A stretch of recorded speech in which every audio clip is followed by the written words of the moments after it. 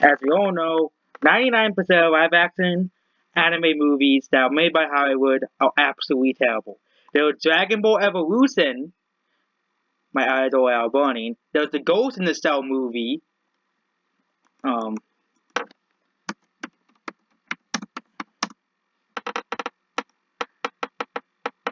there's a Soulless Ghost in the Shell movie that this movie was just terrible. And yeah, I'm talking about the one with Scarlett Johansson, not the Japanese one. And of course, let's not all forget there's Netflix's Death Note. So, anime adaptations usually are 99% terrible, with the exception of two movies. Even though Detective Pikachu is not an anime. And of course, what the hell did they do to Death Note?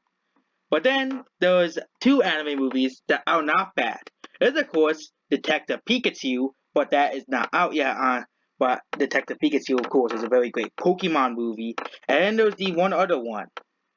The one that I constantly talk about on YouTube. Yes, Alita, that one. The movie that is number one on Amazon was Ghost in the Shell Couldn't do because Ghost in the Shell was not that great. But Alita is one of the is the of course better of the anime movies than of Detective Pikachu and Alita. It is a movie that was made by Robert Rodriguez and James Cameron, and it is one of the best anime movies ever made. It's set a long time in the future, like Halo, and Star Wars. Oh wait, Star Wars is not set in the future. I think I need to be slapped in the face for saying Star Wars is set in the future. It's actually a long time ago. How that actually doesn't make any sense. How can Star Wars be set a long time ago when it's a sci-fi movie?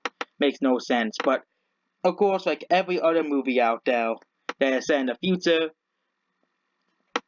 so some doctor guy or Ito, but it's a finds a abandoned is looking in the scrapyard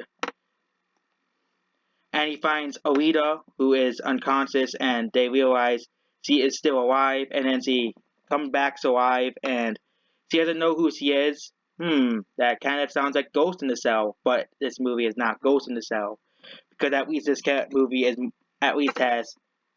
But here's the difference between this movie and Ghost in the Cell. Ghost in the Cell has absolutely no personality, nothing. There's no There is very little emotion in Ghost in the Cell because do not know why. And this movie definitely is much more better.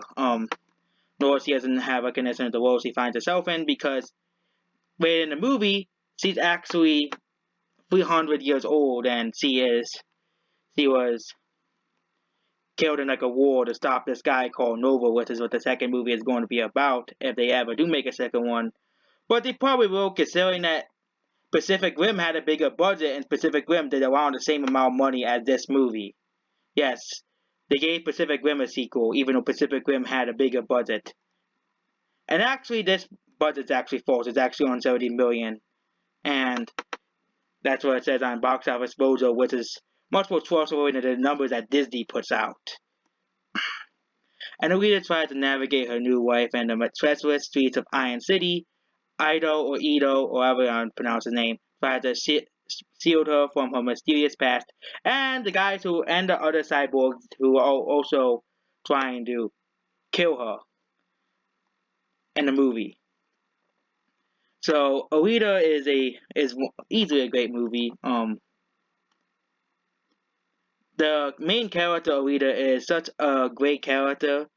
You easily feel connected to her as you watch the movie. This movie is and it's easy. She's easily one of the most likable characters in the all of history. Or probably one of the most likable characters, probably besides Goku from Dragon Ball Z and Kirby from, of course, Kirby. This is easily one of the most surprising movies since Guardians of the Galaxy, what Guardians of the Galaxy was also projected to flop. Oh, the Guardians of the Galaxy was actually supposed to flop. Even though Guardians of the Galaxy is a masterpiece, like this movie. And Alita is easily a 10 out of 10 movie. I think it's better than most of the Marvel movies actually. easily one of the best movies of the year. Um, and it's essentially much better than those other two movies that came out this year that are also about female characters, Dark Phoenix before I'm done, this movie was actually supposed to be a $200 million flop, but it didn't because the movie is actually not bad, unlike the critics who reviewed this movie and also gave Godzilla bad reviews for no reason. Oh yeah, Dark Phoenix was now actually the $200 million flop of this year. Yes, that movie did flop, Dark Phoenix, but and also the world of Alita is also very beautiful, like Blade Runner 2049. Um, like there's even I watched the video about the beauty of the world of Alita Battle Angel. The CGI is easily one of the best, some of the best CGI in the world. Um, Probably some of the best CGI since movies like Avatar, and probably will be has some of the best CGI of this decade. Only being like Blade Runner and Planet of the Apes, and actually the CGI is made by the same person who made Planet of the Apes. So overall, it is a movie that I think everybody should see, and people are buying it on Blu-rays because a lot of people realize they missed out on this movie. It has a lot of action, it has a lot of story, unlike unlike, and the difference between this movie and a movie like Captain Marvel, is Captain Marvel has no emotion in the movie, kind of like every first and also for every Fast and Furious movie. So there's definitely better than that movie, and definitely better than Dark Phoenix. I just don't like Jean Grey, and people just need to get over. I just don't like Jean Grey. She's just a bad character, and essentially this is one of the best movies of the year. Good. Make sure you like, share, and subscribe, and goodbye.